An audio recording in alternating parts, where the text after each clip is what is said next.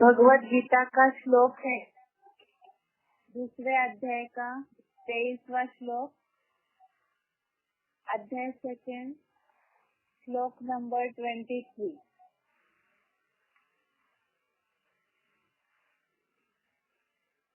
श्लोक है नैनम छिन्दन्ति शस्त्राणि नैनम दहति पावकः न चैनम क्लेदयन्ति आपो न शोषयति मारुतः। श्लोक दोबारा एक बार। नैनम छिन्दन्ति शस्त्राणि नैनम दहति पावकः न चैनम क्लेदयन्ति आपो न शोषयति मारुतः। इसका संधि विच्छेद है न एनम छिन्दन्ति शस्त्राणि न एनम दहति पावकः न च एनम क्लेदयन्ति आपः न शोषयति मारुतः। संधि विच्छेद दोबारा एक बार। न एनम छिन्दन्ति शस्त्राणि न एनम दहति पावकः न च एनम क्लेदयन्ति आपः न शोषयति मारुतः। अभी इसका अर्थ देखते हैं शब्दों का एक बार। एनम अर्थात इस, शस्त्राणि अर्थात शस्त्र, न छिन्दन्ति अर्थात नहीं काटते, एनम अर्थात इसको, पावकः अर्थात अग्नि, न दहति अर्थात नहीं जलाती, एनम अर्थात इसको, मारुतः अर्थात हवा,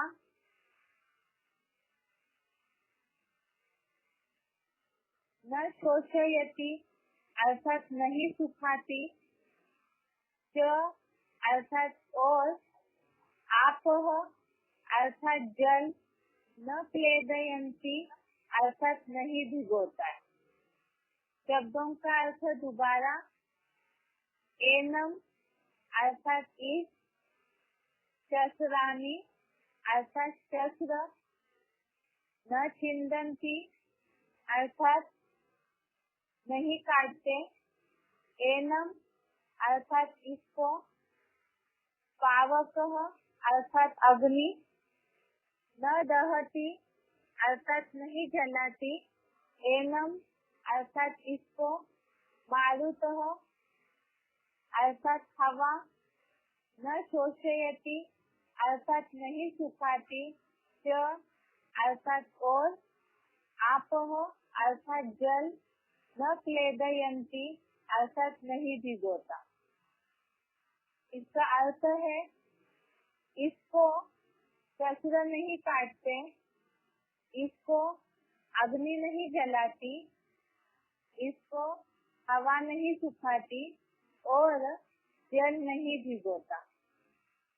दूसरे अध्याय में बात चल रही है आत्मा के गुणधर्मों की, तो इसमें भी यही बात बताई कि आत्मा को शस्त्र नहीं काटते। पहले श्लोकों में हमने देखा है कि आत्मा सूक्ष्म है, अदर्शनीय है, अर्थात दिखाई नहीं देती और 5 तत्वों का उस पर असर भी नहीं होता है, इसलिए इसको शस्त्र नहीं काटते, इसको अग्नि नहीं जलाती और हवा नहीं सुखाती, जल भी नहीं भिगोता।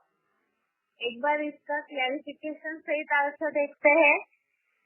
इस आत्मा को शस्त्र नहीं काटते, इसको अन्य जड़त्वमय तत्वों जैसी अग्नि नहीं जलाती, इसको अदर्शनीय हवा नहीं सुखाती और ईश्वरीय ज्ञान जल की पवित्रता के सिवाय जल नहीं भिगोता।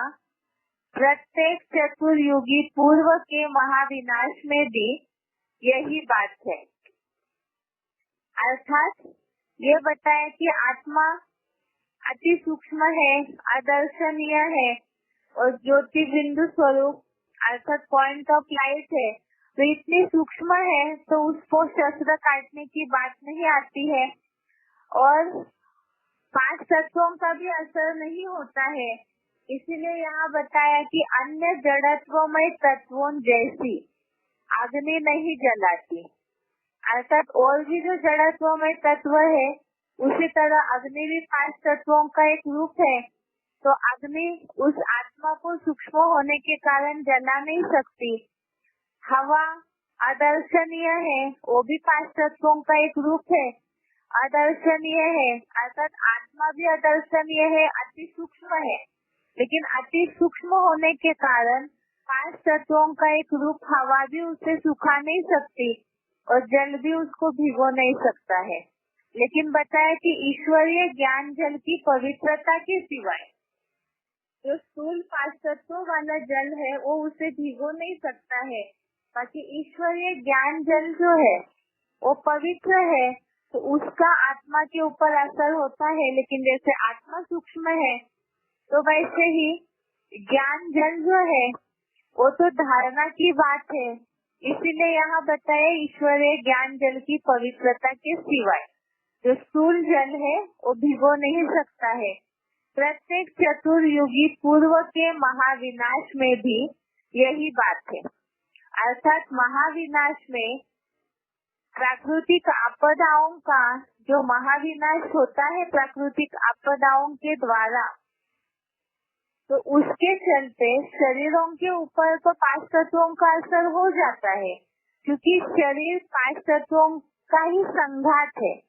इसलिए उस पे भले असर हो जाए, लेकिन आत्मा अति सूक्ष्म होने के कारण उस पे असर होने की बात नहीं है।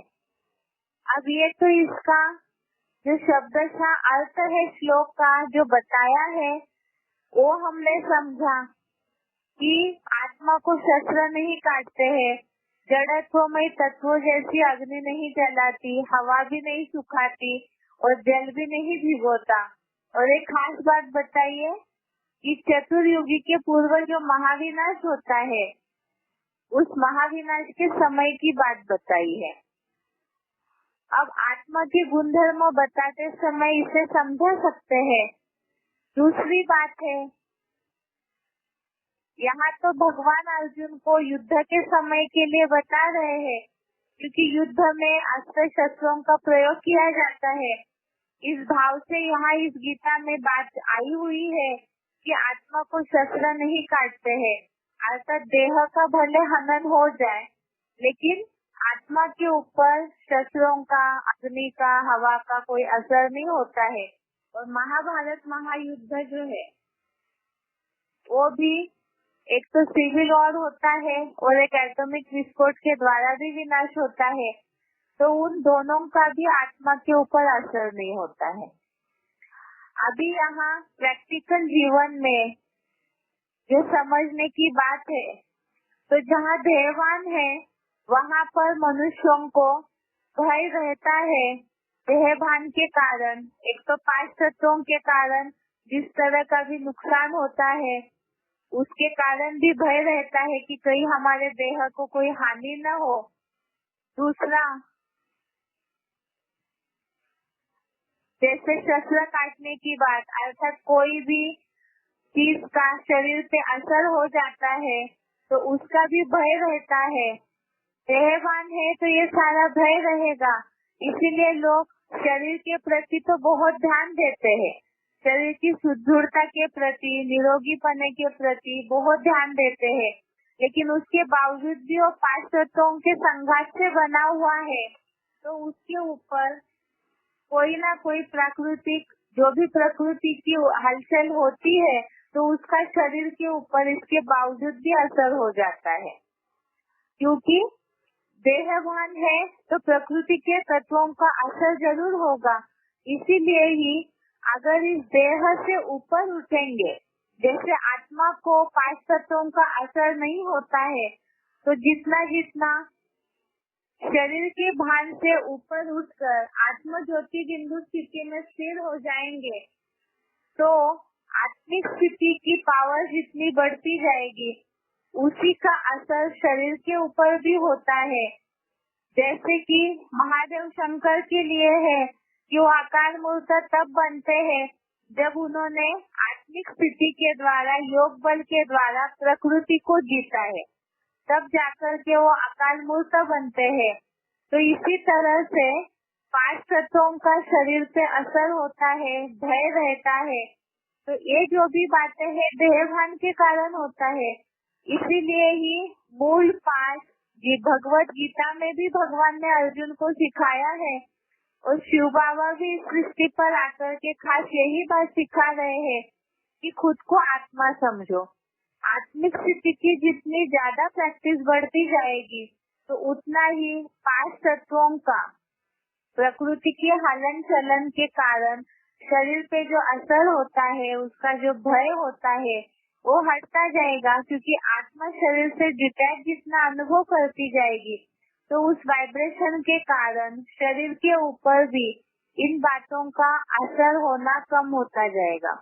इसीलिए ही यहाँ बताया प्रत्येक चतुर्युगी पूर्व के महाविनाश में भी यह बात है, जिसे हम एडवांस कोर्स के आधार से समझते हैं कि आत्मिक स्थिति में जितना स्थित होते जाएंगे, जैसे आगे दूसरे अध्याय में श्लोक है, नेहाभिक्रम नाशोस्ति प्रत्यवायोस्तम विद्यते।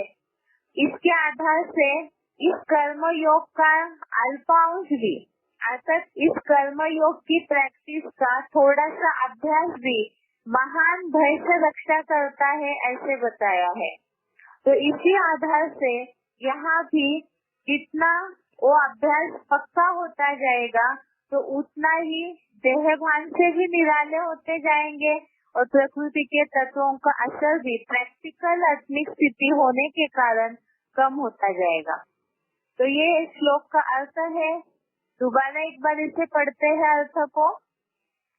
इस आत्मा को शस्त्र नहीं काटते, इसको अन्य जड़ों में तत्वों जैसी अग्नि नहीं जलाती, इसको अदर्शनीय हवा नहीं सुखाती, और ईश्वरीय ज्ञान जल की पवित्रता के सिवाय जल नहीं भिगोता।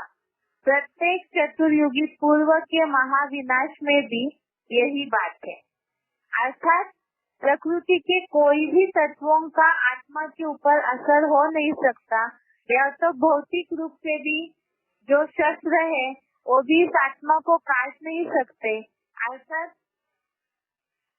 इस दुनिया की जो 5 तत्वों से रिलेटेड कोई भी वस्तु का आत्मा पे असर नहीं होता है, लेकिन आत्मा निर्लेप नहीं है, ये हमने समझा है।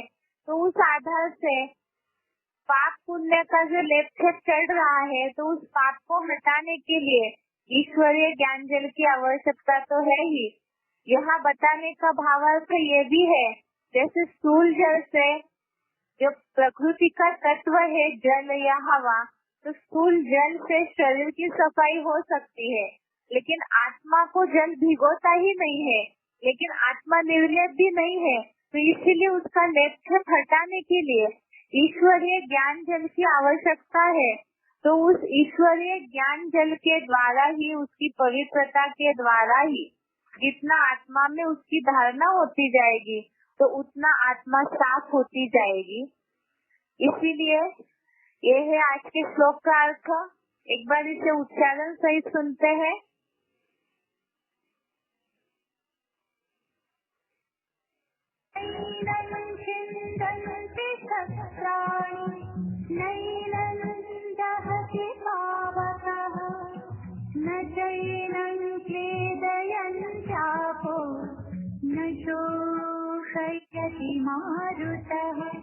इस आत्मा को शस्त्र नहीं काटते, इसको अन्य जड़त्वमय तत्वों जैसी अग्नि नहीं जलाती, इसको अदर्शनीय हवा भी नहीं सुखाती, और ईश्वरीय ज्ञान जल की पवित्रता के सिवाय जल भी नहीं भिगोता।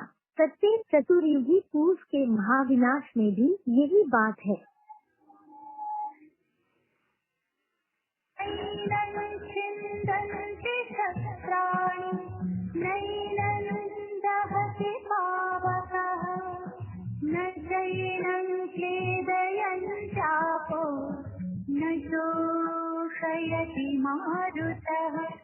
इस आत्मा को शस्त्र नहीं काटते, इसको अन्य जड़त्वमय तत्वों जैसी अग्नि नहीं जलाती, इसको अदर्शनीय हवा भी नहीं सुखाती और ईश्वरीय ज्ञान जल की पवित्रता के सिवाय जल भी नहीं भिगोता।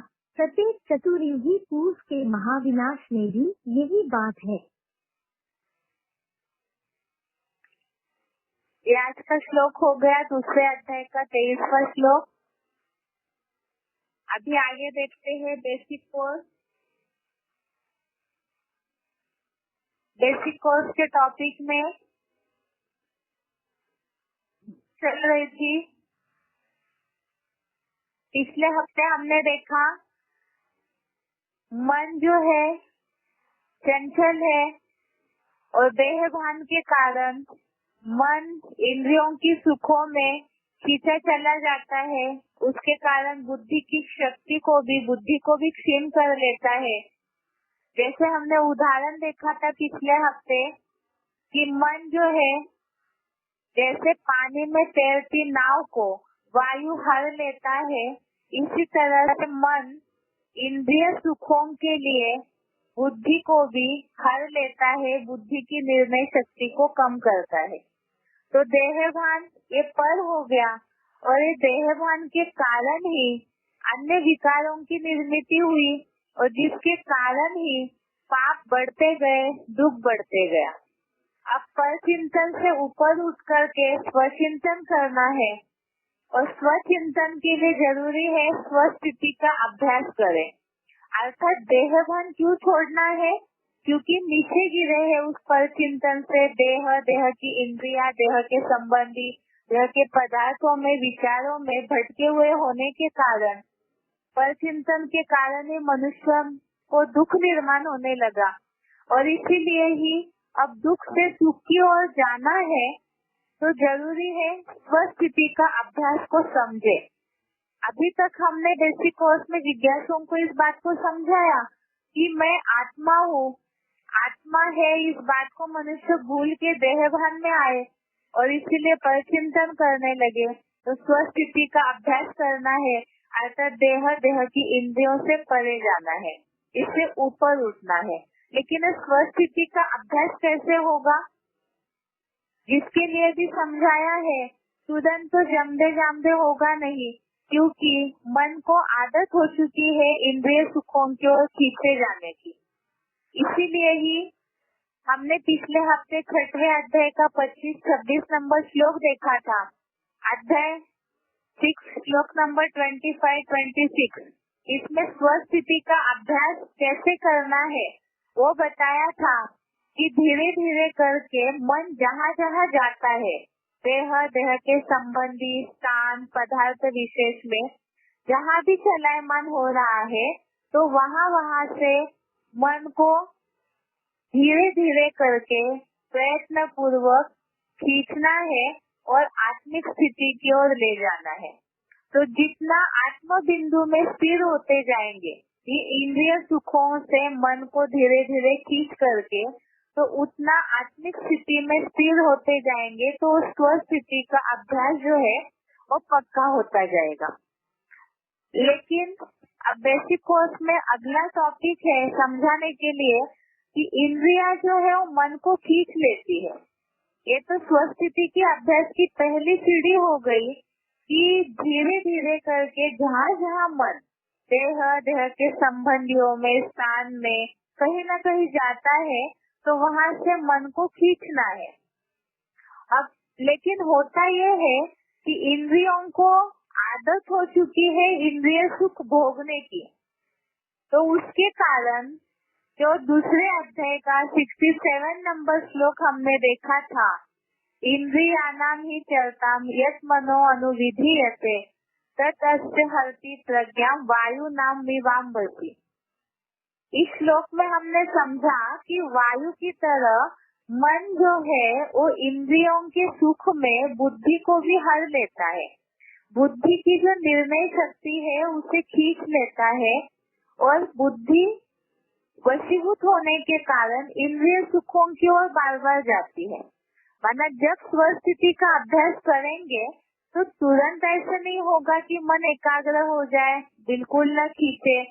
कई बार ऐसे होता है कि प्रैक्टिस जब आत्मिक स्थिति की करते रहेंगे, एकाग्र होकर बैठने की कोशिश करते हैं, तो उस समय कहीं न कहीं जब एकाग्रता की प्रैक्टिस करते हैं तो स्थिर होकर के कोई भी बैठ नहीं पाते हैं, क्योंकि देहभान होने के कारण, एकाग्रता की प्रैक्टिस तुरंत न होने के कारण शरीर की हलन चलन होती ही है, और जब शरीर की हलन चलन होती है तो मन उस तरफ जाता है।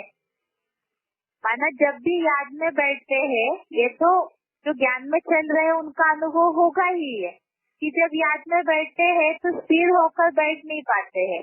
जिस तरह से गीता में योगी की स्टेज बताई है कि सीधा बैठ करके नासिकाग्र में एकाग्र होकर के आत्म ज्योति बिंदु में मन बुद्धि को स्थिर करना है, जो याद में बैठने की विधि प्रक्रिया बताई है, तो ऐसे हो नहीं पाता है। थोड़े समय, कुछ 5 मिनट 10 मिनट, ज्यादा आधा घंटा कोई एकाग्र हो पाता होगा शरीर से। मन तो घूमते ही रहता है, लेकिन वो इसलिए नहीं होता है, देह भान जो है वो इंद्रियों की हलन चलन जो है वो मन को खींच लेती है। इसीलिए ही अब करना क्या है, तो इसमें सबसे पहले है कि इंद्रियों को पहले नियंत्रित करना है। इंद्रियों को कंट्रोल कैसे करेंगे? मन चंचल है, वो बार बार इंद्रियों की ओर जा रहा है ना, तो मूल को पकड़ना है, इंद्रियों को पहले स्थिर करने की कोशिश करनी है। अर्थात पहले शरीर से स्थिर होने की प्रैक्टिस होगी, तो मन जो बार बार देहभान में आता है, शरीर की इंद्रियों की तरफ जाता है, तो वो जाना कम हो जाएगा। इसीलिए पहली स्टेप है कि जो मन इंद्रिय सुखों की ओर जाता है, तो पहले हम इंद्रियों को कंट्रोल करें। अब ये क्यों करना है, इसके लिए भी गीता में ही बताया हुआ है। यहाँ तो उदाहरण बताते समय प्रैक्टिकल में स्थूल कर्मेंद्रियों की बात बताई, लेकिन भगवान तो गीता में ज्यादातर मोस्टली श्लोकों में भगवान ने अर्जुन को काम क्रोध के बारे में ही बताया है कि देहभान के कारण काम और क्रोध दोनों आते हैं, इसलिए इन्हें पहले नियंत्रित करो। तीसरे अध्याय का 41वां श्लोक, अध्याय 3 श्लोक नंबर 41, इसमें ये बात आई है कि इंद्रियों को पहले कंट्रोल करना है। क्यों करना है इसे बताया है। श्लोक है ये, तस्मात् त्वम् इंद्रियाणि आदो नियम भरतर्षभ पापात्मानं प्रजहि एनम ज्ञान विज्ञान नाशनम। अर्थात ये जो ज्ञान और योग के नाशक है, अर्थ है इसका, हे भरत श्रेष्ठ, अतः तू पहले चंचल इंद्रियों को नियंत्रित कर। ज्ञान और योग के नाशक इस चोर डकैत प्रधान काम विकार वाले पापी को अवश्य मार दे। इसका मतलब इंद्रिया जो मन को खींच लेती है, तो इसीलिए स्थूल है ना इंद्रिया, तो इंद्रिया दिखाई देती है, मन तो सूक्ष्म है, जल्दी पकड़ में नहीं आता है, संकल्पों की आदत हो चुकी है, इसीलिए जो स्थूल चीज है जिसे हम कंट्रोल कर सकते हैं, तो उसे पहले कंट्रोल करने की प्रैक्टिस करनी चाहिए। और इसमें भी भगवत गीता में भगवान ने बताया कि ज्ञान योग का नाश करने वाले ये जो चोर डकैत थे काम विकार, इसे पहले मार दे। अर्थात जो विकारी भोग भोगने की इच्छाएं है और उसके साथ साथ कामनाएं, इच्छाएं जो है वो अच्छा नहीं बनने देती है, वो बार बार चोर की तरह मन में घुस करके बार बार वो डिस्टर्ब करती है मन को, संकल्पों को प्रभावित करती है, इसीलिए इसे पहले मार दे। अर्थात इंद्रियों को कंट्रोल करना आसान है, तो ये जो इंद्रिया है इन्हें शांत करने की प्रैक्टिस करनी चाहिए। वो भी कैसे करना है, उसकी प्रैक्टिस के लिए भी गीता में ही भगवान ने जवाब दिया है। दूसरे अध्याय का 58वां श्लोक, अध्याय 2 श्लोक नंबर 58। दूसरे अध्याय का 58वां श्लोक देखिए। ये श्लोक है, यदा सहरते चायम कूर्म अंगानि इव सर्वशः इंद्रियाणि इंद्रियार्थेभ्य तस्य प्रज्ञा प्रतिष्ठिता। अध्याय 2 श्लोक नंबर 58। इस श्लोक में है, यदा संहरते चायम कूर्म अंगानि इव सर्वशः इंद्रियाणि इंद्रियार्थेभ्य तस्य प्रज्ञा प्रतिष्ठिता। इंद्रियों को नियंत्रित करना है क्योंकि वो चोर डकैत है, तो इसीलिए पहले काम विकार को मारना है। लेकिन वो कैसे मारना है? स्थूल इंद्रिया है, उसे कंट्रोल करना आसान है। मन सूक्ष्म है, उसे जल्दी नहीं कर सकते कंट्रोल, इसलिए कछुए का उदाहरण दिया। कछुआ जो है उसकी विशेषता हम मुरलियों में भी सुनते आए, बेसिक कोर्स में भी हमने देखा है, लौकिक में भी मंदिरों में कछुए को दिखाया जाता है। एंट्रेंस में ही मंदिर में जहाँ प्रवेश करते हैं वहाँ कछुए को दिखाया जाता है। किस कारण दिखाया जाता है? कछुए की एक विशेषता है बाकी प्राणियों की तुलना में कि कछुआ जो है जब काम करता है, चलना है उसे, तो अपनी इंद्रियों को बाहर करके चलेगा और फिर वो अपनी इंद्रियों को समेट करके अंदर बैठ जाता है सिकुड़ के, जिसे बोला है संकीर्ण शक्ति। तो इसी तरह से एक बार इस श्लोक का अर्थ पढ़ते हैं तो जल्दी समझ में आएगा। श्लोक का अर्थ है, और जब यह योगी कछुए के अंगों की तरह मन के संकल्पों सहित श्रेष्ठ और भ्रष्ट दसों इंद्रियों को इंद्रियों के रूप, रस, गंध आदि विषय भोग सब ओर से निरंतर संपूर्ण खींच लेता है, तब उस योगी की बुद्धि दृढ़ता से आत्मस्थिर हो जाती है। कछुए के अंगों की तरह मन के संकल्पों सहित श्रेष्ठ और भ्रष्ट दसों इंद्रियों को इंद्रियों के रूप, रस, गंध आदि विषय भोग सब ओर से निरंतर संपूर्ण खींच लेता है। उस योगी की बुद्धि दृढ़ता से आत्मस्थिर हो जाती है। अर्थात इसमें बताया, जैसे कछुआ अपने अंगों को समेट लेता है, इसी तरह से योगी अर्थात मनुष्यों को भी क्या करना चाहिए कि रूप, रस, गंध, ये जो ज्ञानेंद्रिया है, कई आंखें रूप में कहीं न कहीं चंचल हो जाती है, आंखें कुछ देखने में, रूप देखने में, रस लेने में, नाक जो ज्ञानेंद्रिया है वो सूंघने में, मतलब ये जो इंद्रिया है कहीं ना कहीं अपना विषय भोग खींचने में लग जाती है। तो इसीलिए ही इन्हें सब ओर से इन इंद्रियों को बुद्धि से नियंत्रित करना है, तब वो योगी आत्मस्थिर हो जाता है। अर्थात इंद्रिया जहाँ जहाँ भी दौड़ रही है अपना विषय भोग लेने में, तो उसमें कंट्रोलिंग पावर आनी चाहिए। उन्हें भी कछुए के अंगों की तरह सिकुड़ लेना है, संकीर्ण करना है। और इसका प्रभाव क्या? अर्थात जहाँ जहाँ भी ये खींचता है, चंचल करता है, तो मन को भी वो खींच लेता है बरबस होके। इसीलिए इसको करना है, नियंत्रित करना है। इसका प्रैक्टिकल उदाहरण क्या है कि इनका असर मन पे होता है, जिसके लिए दुनिया में भी कहा जाता है, जैसा अन्न वैसा मन, जैसा पानी वैसी वाणी। ऐसी क्यों कहावत पड़ी? लौकिक दुनिया के लोग भी इस बात का महत्व जानते हैं। अर्थात जैसे बनाया हुआ भोजन, जैसे वातावरण का, जैसे हाथों का बना हुआ भोजन हम खाएंगे तो उसका मन के ऊपर असर होगा और मन भी वहाँ चंचल होता रहेगा, उन इंद्रिय सुखों की ओर भागता रहेगा। इसीलिए पहले इन जो बड़ी इंद्रियां है इन्हें कंट्रोल करना जरूरी है।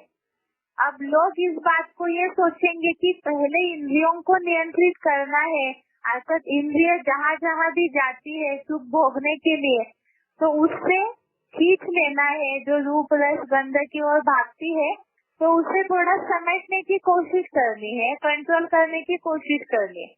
तो इसका मतलब क्या है?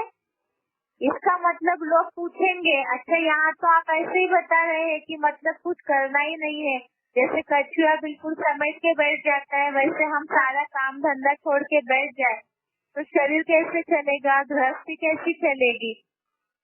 तो गीता में तो उसका भी उपाय बताया है कि इंद्रियों को रोक के बैठ जाना है क्या? ऐसे नहीं है, क्योंकि जो अनिवार्य कर्म है, शरीर मिला है, शरीर की कर्मेंद्रियां मिली है, जीवन चलना है, तो जो अनिवार्य कर्म है जिसके बिना जीवन चल नहीं सकता है तो ऐसे कर्मों को तो करना ही है। इसके लिए भगवत गीता में भी भगवान ने बताया है इसका जवाब कि इंद्रियों को रोक के बैठना है या नहीं बैठना है, मतलब सब कुछ छोड़ के हठयोगी बनना चाहिए या नहीं बनना चाहिए। इसके लिए गीता में बताया है 3 अध्याय का 5वां श्लोक, अध्याय 3 श्लोक नंबर 5, इसमें जवाब दिया है इंद्रियों को रोकना चाहिए या नहीं। श्लोक है, नहीं कश्चित् क्षणमपि जातु तिष्ठति अकर्मकृत् कार्यते ह्यवशः कर्म सर्वः प्रकृति जय गुणे। श्लोक दोबारा देखिए, नहीं कश्चित् क्षणमपि जातु तिष्ठति कर्मकृत्, नहीं कश्चित् क्षणमपि जातु तिष्ठति अकर्मकृत् कार्यते ह्यवशः कर्म सर्वः प्रकृति जय गुणे।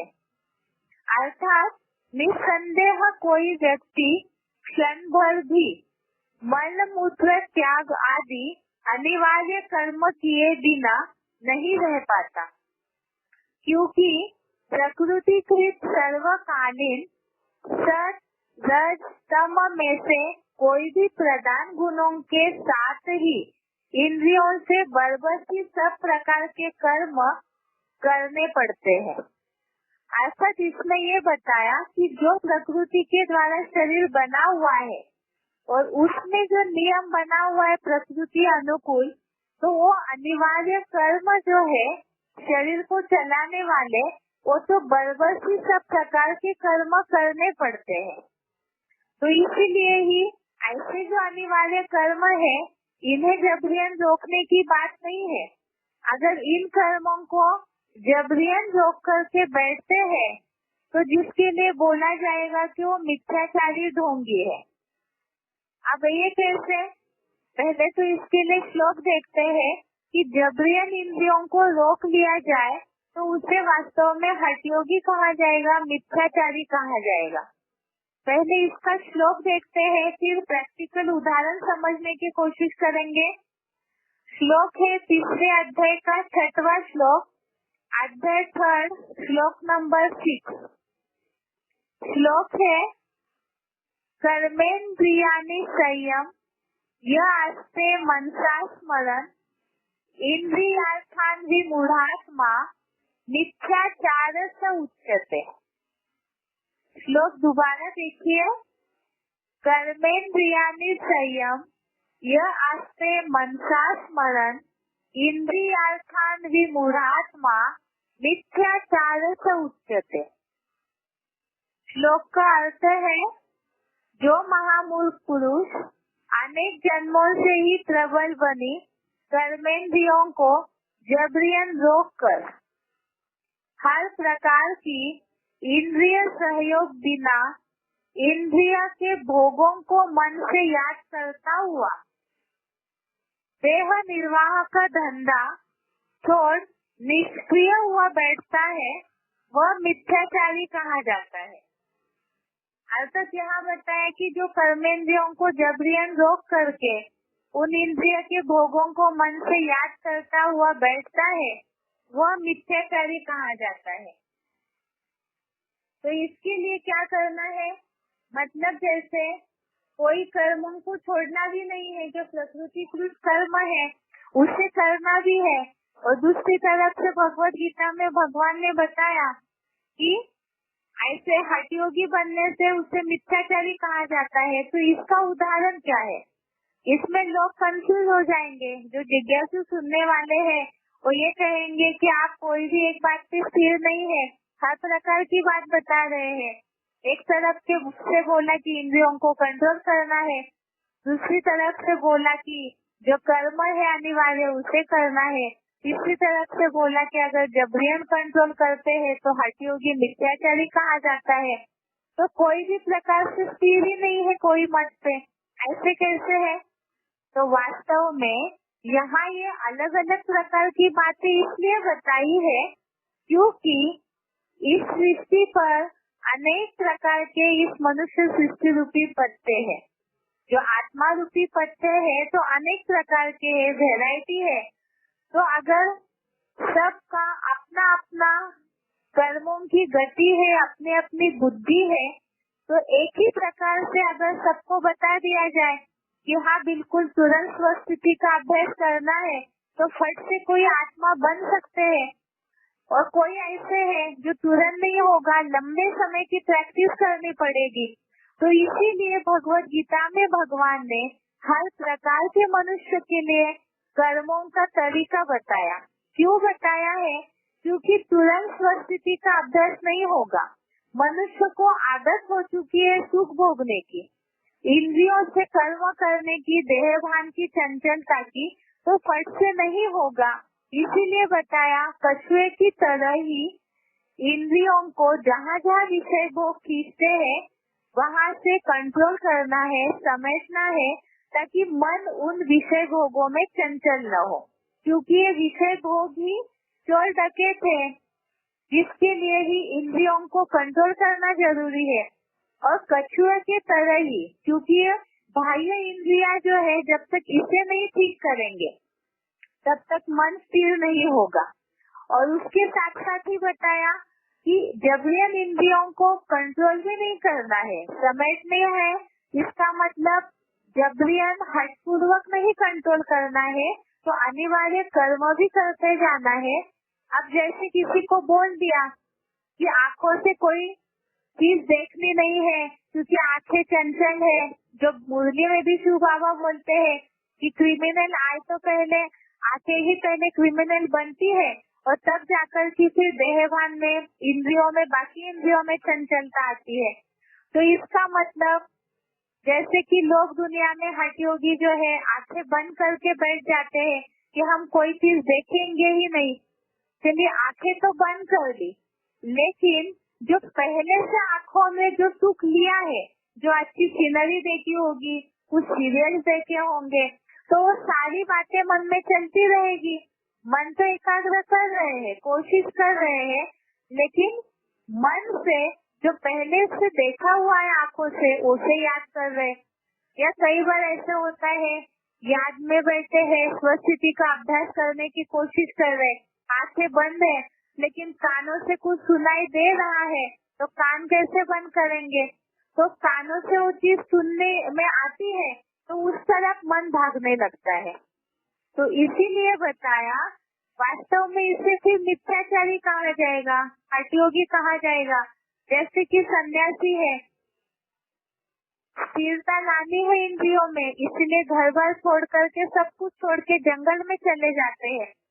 लेकिन यही बताया कि इस तरह से सब छोड़ के बैठ जाने से क्या मन से उन विषय भोगों को याद नहीं करते होंगे। यहाँ तो भगवान आकर के मन को वास्तव में नियंत्रित करना सिखा रहे हैं और उसकी पहली स्टेप है, इंद्रियों को सुखों की आदत हुई है, इसलिए इंद्रियों को धीरे धीरे करके जहाँ जहाँ भी दौड़ रहे हैं मन इंद्रिय सुखों में, तो वहाँ वहाँ से इंद्रियों को नियंत्रित करना है। कंट्रोल करना है धीरे धीरे, तो अपने आप ही मन भी कंट्रोल में आने लगेगा। इसीलिए बताया इंद्रियों को नियंत्रित करना है, लेकिन पूरी तरह से रोक करके बैठना है ऐसे नहीं है। तो उसके लिए क्या उपाय बताया है? क्योंकि इंद्रियों को पूरी तरह से हठयोगी बनकर बैठ जाएंगे तो गीता में बताया है कि ऐसे कर्म किए बिना तो तेरा शरीर निर्वाह सिद्ध नहीं होगा। इसलिए हठयोगी भी नहीं बनना है। मतलब लोग ये सोचते हैं दुनिया में कि जो ज्ञान में चलने वाले लोग हैं, आपके ज्ञान में तो ऐसे ही बताया जाता है कि सब छोड़ना है, खाना पीना छोड़ना है, ये नहीं करना है, वो नहीं करना है। लेकिन भगवान ये तो नहीं बता रहे हैं कि इस तरह से छोड़ करके बैठ जाओ, क्योंकि गीता ज्ञान तो गृहस्थी अर्जुन को दिया हुआ है, जो गृहस्थ में रह करके ही ऐसा पुरुषार्थ करे, क्योंकि सबसे ज्यादा दुख परेशानियां तो गृहस्थियों को झेलनी पड़ती है। इसीलिए घर गृहस्थ व्यवहार में रहते हुए भी स्वस्थिति का अभ्यास कैसे करे, कर्म करते हुए, शरीर निर्वाह करते हुए भी स्वस्थिति में रह करके दुखों से कैसे पार जाए, उसी की प्रैक्टिस वास्तव में यहाँ करवाई जाती है। अब इसके लिए ही बताया कि इसके लिए मन से इंद्रियों को नियमित करते हुए कर्म करना है। एक खास रास्ता बताया है कि इंद्रियों को नियंत्रित तो करना है, इंद्रियों से कर्म भी करना है, मन से इंद्रियों को नियमित करते हुए विषय भोगों में अनासक्त होकर के कर्म करना है। अब वो कैसे कर्म करना है, जिसके लिए गीता में बताया हुआ है। क्या इंद्रियों को नियंत्रित करना है और इंद्रियों से कर्म भी करने हैं, और मन से इंद्रियों को नियमित करते हुए विषय भोगों से अनासक्त होकर कर्म करना है। जो अभी तक हमने बातें अलग अलग श्लोकों से समझी। पहले तो कचरे के अंगों की तरह इंद्रियों को समेटना है, दूसरा इंद्रियों से कर्म करना भी नहीं छोड़ना है, और तीसरा मन से इंद्रियों को कंट्रोल करना है, अर्थात जहाँ जहाँ विषय भोग खींचते हैं वहाँ से अनासक्त अर्थात डिटैच होकर के कर्म करना है, जिसके लिए गीता में उसका उपाय बताया है। तीसरे अध्याय का 7वां श्लोक, अध्याय 3 श्लोक नंबर 7, इसमें सारी बातों का जवाब आया है कि सब कुछ करना है लेकिन बैलेंस में, अर्थात इंद्रियों से कर्म भी करते रहना है और साथ साथ में धीरे धीरे उन्हें नियंत्रित भी करना है, और मन को भी उसके साथ साथ विषय भोगों से अनासक्त होकर के कर्म करना है। ये श्लोक है, यह तु इंद्रियाणि मनसा नियम्या लभते अर्जुन कर्मेन्द्रिय कर्म योगम असक्तः स विशिष्यते। अर्थात हे अर्जुन, परंतु जो स्थिर मन से इंद्रिया नियमित करके अनासक्त हुआ कर्मेंद्रियों से कर्म योग का आचरण करता है, वह विशेष मान्य है। मन से इंद्रिया नियमित करके अनासक्त हुआ कर्मेंद्रियों से कर्म योग का आचरण करता है, वह विशेष मान्य है। अर्थात जहाँ जहाँ इंद्रिया अपने सुख भोग की ओर जाती है, तो वहाँ से इंद्रियों को क्या करना है, अपनी ओर खींचना है, अर्थात मन से उसे नियमित करना है। जैसे आँखों का सुख लेने में जाती है मन, तो उस समय मन जानता है कि बार बार आँखों से कोई ऐसी चीज देखेंगे तो बुद्धि मन उसमें चंचल होगा, तो धीरे धीरे करके उसकी प्रैक्टिस करनी है। हो सकता है कईयों को आदत हो 12 घंटे लगातार टीवी देखते होंगे, लगातार मोबाइल यूज करते होंगे, लगातार म्यूजिक ही सुनने की कईयों को आदत होती है, मतलब बहुत सारे। तो एक व्यवहारिक उदाहरण बताया सिर्फ समझाने के लिए। तो ऐसे सबकी कोई ना कोई अपने जीवन में आदी होते हैं, कोई ना कोई बातों की, आदतों की आदी होते हैं, कंट्रोल में रहते उन आदतों के, तो ऐसे समय में उसका टाइम लिमिट धीरे धीरे कम कर सकते हैं। कईयों को बाहर खाने का बहुत शौक रहता है, चलिए ज्ञान में चलने वालों की तो बात नहीं है, लेकिन यहाँ बाहर के जो जिज्ञासु है उनको समझाने के हिसाब से, ये तो दुनिया में आज सब जानते हैं कि खान पान में मिक्सचरिटी हो रही है, करप्शन है, हर जगह भ्रष्टाचार है। तो ऐसे समय में जैसे किसी को 12 घंटे टीवी देखने की आदत है तो उसे कंट्रोल करके आधा कर सकते हैं, फिर थोड़ा कम करे, फिर थोड़ा कम करे, ऐसे धीरे धीरे करके अगर कम करेंगे तो अपने आप ही मन को वैराग आने लगेगा उन सब बातों से और इंद्रिया भी कंट्रोल होने लगेगी। तो इसका रास्ता बताया, अनासक्त होकर के कर्मेंद्रियों से कर्मयोग का आचरण करे। कईयों को आदत होती है बाहर घूमने की, स्थिर होकर के बैठ ही नहीं पाते हैं घरों में, तो ये तो मुरलियों के आदत से हम जानते हैं घूमना फिरना भूतों का काम है। तो इसमें जितना बाहर दुनिया वालों का संग लेते रहेंगे तो उतना संग के रंग का प्रभाव उनकी वाचा का, वाइब्रेशंस का, जो सीन देखेंगे बाहर के, तो सारे अज्ञानियों के हर बात का, एक्टिविटी का मन पे असर जरूर होगा, उनके वाइब्रेशन मन पे असर करेंगे तो अवस्था तो खराब होगी। ये तो ज्ञान में चलने वालों के हिसाब से एग्जाम्पल बताया ताकि जिज्ञासुओं को आप व्यवहारिक उदाहरण देके समझा सके। तो इसे भी धीरे धीरे करके जो बाबा संग दोष के लिए शिव बाबा मुरलियों में बताते हैं कि संग दोष से बचना है, तो इसमें भी धीरे धीरे करके जब उन बातों का नुकसान पता हो जाएगा तो धीरे धीरे करके ऑटोमेटिकली अनासक्ति निर्माण होगी, डिटैच होते रहेंगे। तो अपने आप ही कईयों की बुद्धि में रहता है, मन में संकल्प रहता है, जो वार्तालापों में भी कई लोग पूछते हैं कि मन चंचल है, स्थिर नहीं होता है, ये आदत नहीं मिटती, वो आदत नहीं मिटती, लेकिन आदत डालने वाले तो हम ही है, तो मिटाना भी उससे हमें ही है। तो इसी तरह से ये व्यवहारिक उदाहरण है, इससे जितना डिटैच होते रहेंगे उन आदतों से तो ऑटोमेटिकली मन से भी उसे कंट्रोल करने की आदत होगी। जिसके लिए बताया है कि इसका बैलेंस रखने के लिए बताया कि कर्म किए बिगड़ शरीर निर्वाह भी सिद्ध नहीं होगा, जो गीता में आया हुआ है। 3वें अध्याय का 8वां श्लोक, अध्याय 3 श्लोक नंबर 8, इसमें बताया है कि जो शरीर निर्वाह के लिए कर्म है वो तो करना ही है। नियतम कुरु कर्म त्वम कर्म ज्यायो न कर्मणः शरीर यात्रा पीचते न प्रसिद्धे न कर्मणः।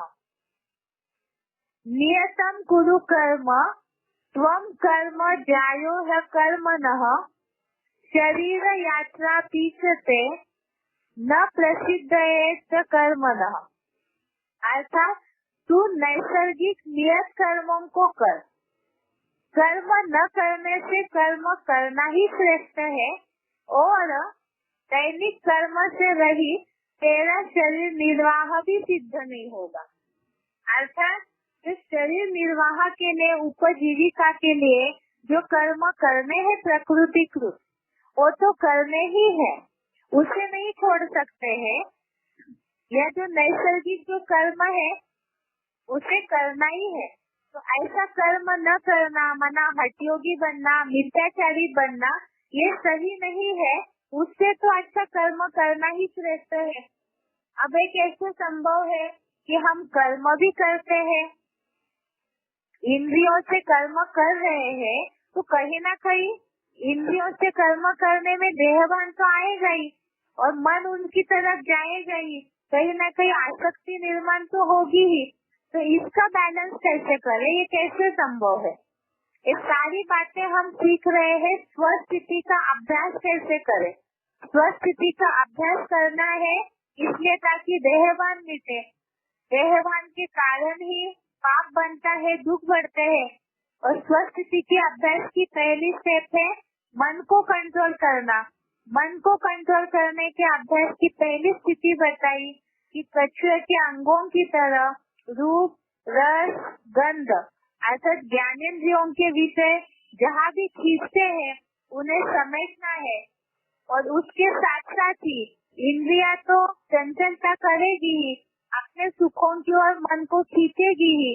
तो उसके लिए भी हमने उपाय देखा कि धीरे धीरे करके इंद्रियों को कंट्रोल करने की कोशिश करनी है देह के संबंधियों की ओर से, और साथ साथ ही ये समझा कि इसका मतलब ये नहीं कि कर्मों को छोड़ना है, नियत किए हुए कर्मों को करना ही है, और ऐसे करते हुए भी मन स्थिर रहे, उसका क्या उपाय है। अब इंद्रियों से हम कर्म करते हुए भी ऐसे भी कोई योगियों की परिभाषा गीता में बताई है, जिसके लिए ऐसे योगी है जो सब कुछ करते हुए भी कुछ नहीं करते हैं। ऐसा कंट्रोल करना संभव है क्या कि सब कर रहे हैं उसके बावजूद भी स्वस्थिति के अभ्यास में टिके हुए हैं, अडिग है? ये कैसे पॉसिबल है कि इंद्रियों से कर्म कर रहे हैं लेकिन इंद्रियों के विषय भोगों का असर न हो? ये कैसे संभव है? जैसे अभी बताया था एक उदाहरण, आंखों से कुछ देखने की इच्छा होती है तो उससे थोड़ा सा कम करते जाए, धीरे धीरे कंट्रोल करते जाए, तो इससे आसानी होती जाएगी, अनासक्ति होते जाएंगे। और इसका सबसे अच्छा उदाहरण जो है, जो इंद्रियों से कर्म करते हुए भी मन का उन इंद्रियों के विषय भोगों पे असर न हो, ऐसे कंट्रोल कर सकते हैं। इसके लिए गीता में श्लोक आया है 5वें अध्याय का 8वां और 9वां श्लोक। और जो दैनंदिन कर्म है वो कर्म करते हुए भी योगी की स्थिति में स्थित हो सकते हैं, बिल्कुल स्वस्थिति में परमात्मा याद में तल्लीन हो सकते हैं। उसका उदाहरण यहाँ बताया हुआ है 5वें अध्याय का 8वां और 9वां श्लोक, कि इंद्रियों से कर्म करते हुए भी कुछ नहीं करता है, ऐसा योगी, ऐसा कंट्रोल संभव है।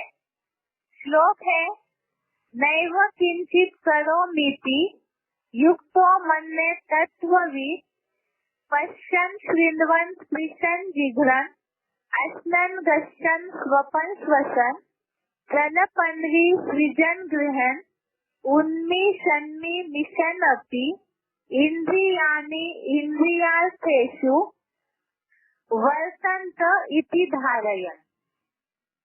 श्लोक एक बार दोबारा देखिए, नैव किंचित करोमीति युक्तो मन्ये तत्त्ववित् पश्यन् शृण्वन् स्पृशन् जिघ्रन् अश्नन् गच्छन् स्वपन् श्वसन् प्रलपन्वी सृजन् गृहन् उन्मिषन्मि मिशन् अपि इंद्रियाणि इंद्रियार्थेषु वर्तन्त इति धारयन्। अर्थ है इस श्लोक का, शिव बाबा की याद मग्न 23 तत्वों के जानकार प्रकृतिकृत कर्म कर्ण आदि ज्ञानेंद्रियों इंद्रियों के स्वाभाविक भोगों में लगी हुई है, ऐसा निश्चय धारण करते हुए देखते, सुनते, छूते, सूंघते, खाते, जाते, सोते, श्वास लेते, बोलते, मल मूत्र त्यागते, कुछ लेते हुए आँख खोलते बंद करते भी कुछ भी नहीं करता, ऐसा मानता है, ऐसा आत्म ज्योति में स्थिर योगी अकर्ता है। अर्थात यहाँ इस श्लोक के अर्थ में, इस श्लोक में जो दैनंदिन कर्म है हर कर्मेंद्रियों और ज्ञानेंद्रियों का, वो सारा ही कर्म बता दिया इसमें। इस श्लोक का अर्थ अगर ध्यान से पढ़ेंगे कि देखते, सुनते, छूते, सूंघते, खाते, जाते, माना हर कर्म के बारे में बताया कि हर कर्म करते हुए भी कोई भी इंद्रिय का कर्म इसमें छूटा नहीं है, सब कुछ करते हुए भी कुछ भी नहीं करता है ऐसा मानता है। वो कब होगा? जब निरंतर बार बार प्रैक्टिस करते हैं आत्मिक स्थिति की। तो आत्म ज्योति बिंदु में जितना मन बुद्धि को खींचते जाएंगे तो इंद्रिया जो अपने सुख की ओर खींचती है वो खींचना धीरे धीरे कम हो जाएगा और एक कंट्रोल संभव होगा। जिसके लिए बताया कि कुछ भी करते हैं तो भी बार बार, जो बाबा ने मुरली में भी बोला है कि कुछ भी करते हैं तो भी मैं आत्मा हूँ, मैं आत्मा सार हूँ, इस ओर जितना बुद्धि जाएगी तो ये जो कर्म है ये स्वाभाविक कर्म है और करना ही है। इस आधार से करेंगे, उनका सुख, उन इंद्रियों का सुख भोगने में नहीं लगे रहेंगे। अब जैसे उदाहरण देते हैं प्रैक्टिकल जीवन का, कुछ खाना खा रहे हैं, जैसे शिव बाबा मुरलियों में उदाहरण देते हैं। ये तो ज्ञान में चलने वालों को समझने के लिए है, जिज्ञासुओं को इसे व्यावहारिक रूप से बता सकते हैं। जैसे शिव बाबा मुरली में बोलते हैं कि ब्रह्मा बाबा अपना अनुभव बताते हैं, खाना खाने बैठते हैं, एक गिट्टी खाते हैं, सोचते पूरा खाने तक शिव बाबा को याद करो, लेकिन फिर भूल जाते हैं। तो बाबा ने उदाहरण बताया कि खाना खाते समय जो जीभ का स्वाद है उसकी तरफ बार बार बुद्धि जाती है तो आत्मिक स्थिति से बुद्धि हट जाती है। इसके लिए क्या करना जरूरी है? तो जो खाना खाना है वो शरीर को चलाने के लिए खाना है, इसलिए खाते समय केवल शरीर के निर्वाह खाना है, शरीर चलाने के लिए खाना ये बात होगी तो जीभ उसका स्वाद लेने में नहीं लगी रहेगी।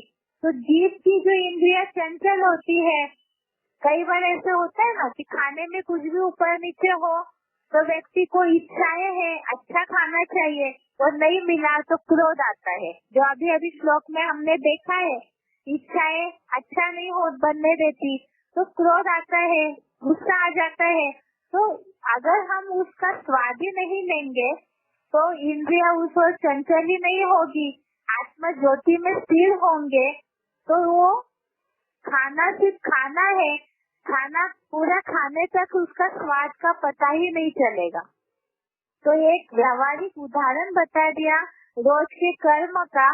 तो ऐसा कंट्रोल संभव है और ऐसी जब स्वस्थिति होती जाएगी तब अपने आप ही स्वस्थिति का अभ्यास होगा। मन धीरे धीरे इन इंद्रियों की आसक्ति से ऊपर उठता जाएगा और ऐसे अनुभव होगा जैसे आत्मा इस शरीर से होते हुए भी जैसे अलग है। अभी ऐसे होता है ना, जैसे हाथ को कोई चोट लगी तो तुरंत ही कहीं ना कहीं दर्द महसूस होता है, मन के सारे संकल्प उस चोट की ओर ही जाते हैं। लेकिन अगर आत्मिक स्थिति में है तो जितना जितना आत्मा ऊपर की ओर चढ़ती जाएगी तो उसका जो दर्द है उसका अनुभव होना बंद होता जाएगा, क्योंकि उस इंद्रिया का देहवान इतना ज्यादा है कि मन बार बार उस ओर खींचता है। अभी जो मन है, लोग तो ये बोलेंगे ही कि इतनी आदत है इस दुनिया में सुखों को लेने की, आदत हो चुकी है सुखों को भोगने की, तो वो तो बार बार जाएगा ही। अब जिज्ञासु जो भौतिक दुनिया से आ रहे हैं वो इन शब्दों में आपसे बोलेंगे ये कैसे संभव है, इतने सारे दुनिया में सुख सुविधाएं हो रही है, साइंस ने इतने सारे साधन दिए हुए हैं, इसको ऐसे ही छोड़ दे। जब तक जीना है तब तक आराम से रहना है, मौज मस्ती करनी है, जो सुख मिल रहे हैं उसे सबको भोगना चाहिए, इसीलिए तो जीवन मिला हुआ है तो उसे भोग लेना चाहिए। ये आज के दुनिया के लोगों की भाषा है, उनका यही मानना है कि इन सुखों को क्यों छोड़े हम, क्योंकि आदि हो चुके हैं सुख भोगने के, तो मन उन इंद्रियों के विषय भोगों में भागेगा ही और लोग इसे ही जीवन समझ चुके हैं। अब इसे कैसे कन्विंस करें कि आत्म इससे भी सुख अलग कोई है। जो सुख इंद्रियों का सुख जिसे क्षणभंगुर सुख बोला है तो उससे भी कोई अलग सुख है, उसके महत्व उसका अनुभव न होने के कारण ही ये जो इंद्रियों का सुख है उसे ही वास्तव में सच्चा सुख मान लिया है। लेकिन इससे परे का सुख जिसे दुनिया में भी इस बात को जानते हैं लोग, अतीन्द्रिय सुख। वो अतीन्द्रिय सुख क्या है जिसे भूलने के कारण ही जो बाह्य इंद्रियों का सुख है लोग उसमें डूबने लगे। इंद्रियों से अतीत वाला सुख जो अंदरूनी इंद्रियां है, अंतर्मुखी सदा सुखी जिसे बोला है, तो वो इंद्रियों से अतीत वाला जो परे हो चुका है, इंद्रियों से दूर है, तो ऐसा जो सुख है जो स्थूल इंद्रियों से नहीं भोगा जाता, ऐसे सुख को भूलने के कारण लोग इस क्षण भंगुर सुख में अटके हुए हैं, उसे में डिटैच है। जब उसकी बात पता चल जाएगी तो ये जो इंद्रियों का क्षण भंगुर सुख है उसे भूल जाएंगे, उसे छोड़ देंगे। अब यही समझाना है कि लोग ये सोचते हैं कि अब तो मौज का जीवन है, मजा करना है, ये सब सुख लेना अच्छा लगता है, जो लोगों की परिभाषा है सुख की, तो ये सुख क्यों नहीं लेना चाहिए? ये इंद्रियों के सुख में क्यों नहीं रमन करना चाहिए? इससे क्या नुकसान होता है? और इससे भी बदले में कोई अच्छी चीज है, कोई अगर अच्छी चीज मिल रही है तो लोग खराब चीज को तो छोड़ ही देंगे।